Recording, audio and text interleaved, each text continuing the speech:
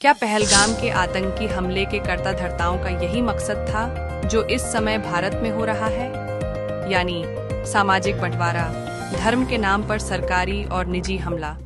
क्या पहलगाम के आतंकियों ने जिस जघन्य हत्याकांड को अंजाम दिया, उसका उद्देश्य यही था कि कहीं कोई किसी मुसलमान का नाम पूछकर उसे गोली मार दे, कोई किसी मुस्लिम कारीगर को काम से निकाल दे, कहीं मुस्लिम और कश्मीरी छात्रों को हॉस्टल या कॉलेज छोड़ने की धमकी दे दे? जिस तरह 2 दिन पहले देहरादून के दून हॉस्पिटल के सामने बनी एक बहुत पुरानी ऐसी दरगाह के ऊपर बुलडोजर चला दिया गया, जिसमें हर धर्म, मजहब और पंथ समुदाय के लोग जाते थे। क्या यही चाहते थे पहलगाम के आतंकी? क्या वो यह चाहते थे जिस तरह भारत के मीडिया और सोशल मीडिया में मुसलमानों, इस्लाम और कुरान को टारगेट कर तूफान-ए-बदतमीजी की नुमाइश की जा रही है? या ऐसा करने वाले किसी ऐसे मौके की तलाश में थे, जैसे किसी त्योहार के मौके पर मस्जिदों के सामने डीजे बजाकर गालियों की बौछार की जाती है, मस्जिद पे धर्म विशेष का झंडा लगा दिया जाता?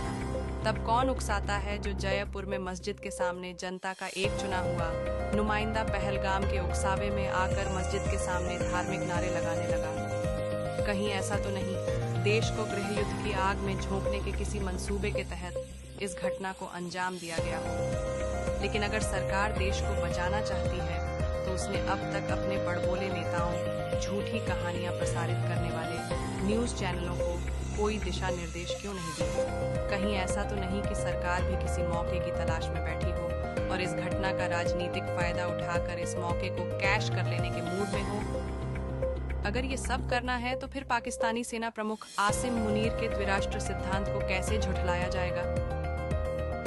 ऐसे तो वो सही साबित होगा। इस तरह तो आतंकवादियों की मनोकामना पूरी हो जाएगी। भारत के मौजूदा मुसलमानों ने जिन्ना के द्विराष्ट्र के सिद्धांत को नकारते हुए भारत में रुकने का फैसला किया था।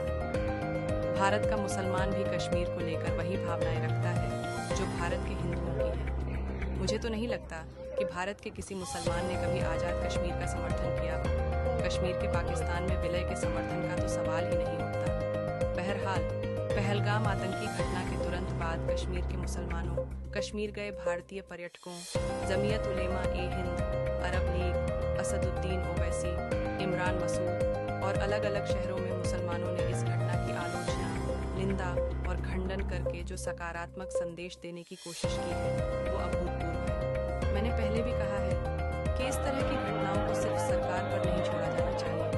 कानूनी मामले जरूर सरकार देखेगी, लेकिन ये घटनाएं मुसलमान, इस्लाम और भारतीय मुसलमान की देशभक्ति और समाज के प्रति उसकी प्रतिबद्धता पर हमला करती है। इसलिए इस तरह की तमाम घटनाओं के खिलाफ मुसलमानों को बड़ा और कड़ा संदेश देते हुए इनका खंडन और विरोध करना चाहिए और बताना चाहिए कि ऐसी वारदात इस्लाम और इंसानियत के खिलाफ हैं।